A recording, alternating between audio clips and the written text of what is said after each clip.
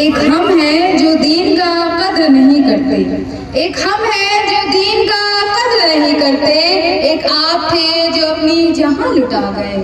نحمدہ و نصلی علی رسول الکریم، اما بعد فاعوذ باللہ من الشیطان الرجیم، بسم اللہ الرحمن الرحیم۔ السلام علیکم ورحمۃ اللہ وبرکاتہ۔ آج مجھے جس موضوع پر لب کشائی کرنے کا موقع ملا ہے وہ ہے اسلام، نبی اور مسلمان۔ حضرت آمنہ فرماتی ہیں کہ جب سے یہ بچہ میرے پیٹ میں آیا ہے، میرے شکم میں آیا ہے، ایک عجیب سی کیفیت محسوس کرتی ہوں۔ حضرت آمنہ فرماتی ہیں کہ جب سے یہ بچہ میرے بدن میں آیا ہے، میں رات کی تاریکی میں سوتی ہوں، یہ چاند، یہ ستارے جھک کر عقیدت سے سلام پیش کرتے ہوئے نظر آتے ہیں۔ حضرت آمنہ فرماتی ہیں کہ میں جب بھی اپنی سہیلیوں کے ساتھ کنویں سے پانی لانے جاتی ہوں تو کنویں کا پانی بھی اچھل کر استقبال کرتا ہوا نظر آتا ہے۔ حضرت آمنہ سے عبد المطلب فرماتے ہیں کہ بیٹی بتا تو صحیح، تیرا بدن اتنا مہکتا کیوں ہے، اتنا مہنگا عطر تو لائی کہاں سے ہے؟ حضرت آمنہ فرماتی ہیں کہ ابا حضور، جب سے یہ بچہ میرے بدن میں آیا ہے، بدن کا مہکنا تو دور کی بات، گھر کا مہکنا تو دور کی بات، در و دیوار کا مہکنا تو دور کی بات، یہاں تک کہ میں جس جگہ تھوک دیتی ہوں وہ زمین بھی خوشبودار ہو جاتی ہے۔ اللہ اکبر۔ قرآن کریم میں دیکھیں کہ اللہ نے الف لکھا قرآن میں، نبی کو امین بنا دیا۔ اللہ نے با لکھا قرآن میں، نبی کو بشیر بنا دیا۔ اللہ نے تا لکھا قرآن میں، نبی کو تنویر بنا دیا۔ اللہ نے تا لکھا قرآن میں، نبی کو ثاقب بنا دیا۔ اللہ نے جیم لکھا قرآن میں، نبی کو جمیل بنا دیا۔ اللہ نے ہاں لکھا قرآن میں، نبی کو حلیم بنا دیا۔ اللہ نے خا لکھا قرآن میں، نبی کو حق الرسول بنا دیا۔ اللہ نے دا لکھا قرآن میں، نبی کو دائی بنا دیا۔ اللہ نے دا لکھا قرآن میں، نبی کو ذاکر بنا دیا۔ اللہ نے را لکھا قرآن میں، نبی کو رحمت للعالمین بنا دیا۔ اللہ نے زا لکھا قرآن میں، نبی کو زاہد بنا دیا۔ اللہ نے سین لکھا قرآن میں، نبی کو سراجت منیرہ بنا دیا۔ اللہ نے شین لکھا قرآن میں، نبی کو شاکر بنا دیا۔ اللہ نے صاد لکھا قرآن میں، نبی کو صابر بنا دیا۔ اللہ نے ضاد لکھا قرآن میں، نبی کو ضامن بنا دیا۔ اللہ نے طا لکھا قرآن میں، نبی کو طارق و طاہر بنا دیا۔ اللہ نے ظا لکھا قرآن میں، نبی کو ظفر بنا دیا۔ اللہ نے فا لکھا قرآن میں، نبی کو فاتح المکہ بنا دیا۔ اللہ نے قاف لکھا قرآن میں، نبی کو قوی بنا دیا۔ اللہ نے کاف لکھا قرآن میں، نبی کو کریم بنا دیا۔ اللہ نے لام لکھا قرآن میں، نبی کو لعین بنا دیا۔ اللہ نے میم لکھا قرآن میں، نبی کو مسیح بنا دیا۔ اللہ نے نون لکھا قرآن میں، نبی کو نذیر بنا دیا۔ اللہ نے واو لکھا قرآن میں، نبی کو واعظ بنا دیا۔ اللہ نے ہا لکھا قرآن میں، نبی کو ہادی بنا دیا۔ اور اللہ نے یا لکھا قرآن میں اور نبی کو یاسین بنا دیا۔ تو یہ ہے ہمارے نبی کا مقام و مرتبہ، یہ ہمارے نبی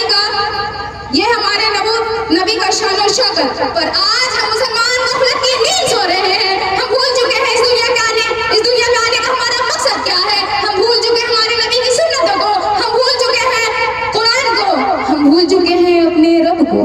ہم اپنے رب سے دور ہو گئے ہیں، ہم اپنے رب سے دور ہو گئے ہیں، یہی وجہ ہے ہم ستائے جا رہے ہیں۔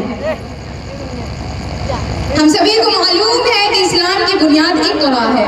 اقرا بسم ربک الذی خلق، کہ پڑھ اپنے خدا کے نام پر اس دنیا میں سب سے زیادہ تعلیم سے اگر کوئی کمیونٹی محروم ہے تو ہے مسلم کمیونٹی۔ آج مسلم معاشرہ میں ہر چیز موجود ہے، اور جو چیز موجود نہیں ہے وہ ہے تعلیمی ادارے، کتب خانے، اسکول، کالجز۔ اسلام میں شراب کو سختی سے منع کیا گیا ہے، پر سب سے زیادہ نشے میں مست مسلمان ہوتے ہیں۔ اسلام میں کاسٹ سسٹم کا کوئی وجود نہیں ہے، پر 72 فرقوں میں بٹا ہے مسلمان، اور فرقوں میں بٹا تو بٹا یہاں تک کہ اپنی عبادت گاہوں کو بھی مختلف کر دیا ہے۔ ہم سبھی کو معلوم ہے کہ اس دنیا کا سب سے خوبصورت مذہب اسلام ہے۔ کیا ہے؟ اسلام ہے۔ پر میرا سوال ہے کیسے؟ اور کیا جو اسلام کہتا ہے وہ ہم اور آپ وہ کر رہے ہیں؟ سوچئے ذرا، سوچئے۔ اسلام جو کہتا ہے وہ ہم اور آپ ہرگز نہیں کر رہے ہیں۔ ہم نمازیں چھوڑ دیتے ہیں، ہم دوسروں کا حق مارتے ہیں، دوسروں کو ناحق ستاتے ہیں، اور اپنا عیب چھپانے کے واسطے دوسروں کو ذلیل کرتے ہیں، یہاں تک کہ ان کی جان تک لے لیتے ہیں۔ اسلام میں عورت کو بڑا مقام و مرتبہ دیا گیا ہے کہ جب عورت بیٹی بن کر آتی ہے تو اس کے گھر میں رحمت کی بارش ہوتی ہے، جب کسی کے نکاح میں آتی ہے تو قدموں تلے جنت رکھا جاتا ہے۔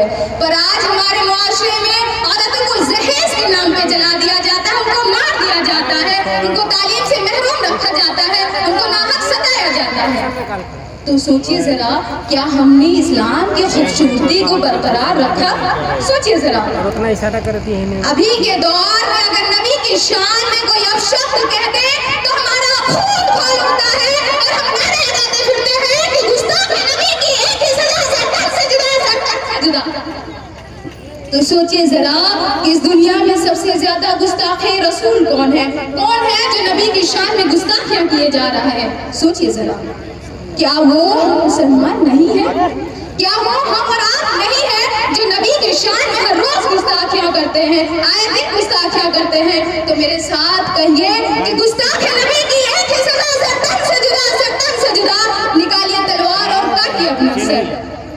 کیا اتنی ہمت ہم میں باقی ہے کہ ہم اپنے سر کو کاٹ سکیں؟ سوچئے ذرا، یاد رکھیے کہ ہمارے نبی نے کہہ کر نہیں کر کے دکھایا کہ اسلام کیا ہے۔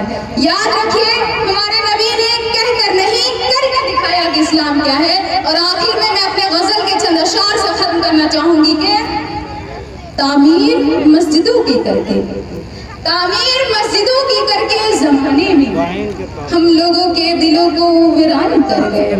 تعمیر مسجدوں میں کر کے زمانے میں ہم لوگوں کے دلوں کو ویران کر گئے، اور ہو کر مبتلا منافقت میں ہم اپنے دل کو یوں قبرستان کر گئے۔ وما علینا الا البلاغ۔ السلام علیکم ورحمۃ اللہ وبرکاتہ۔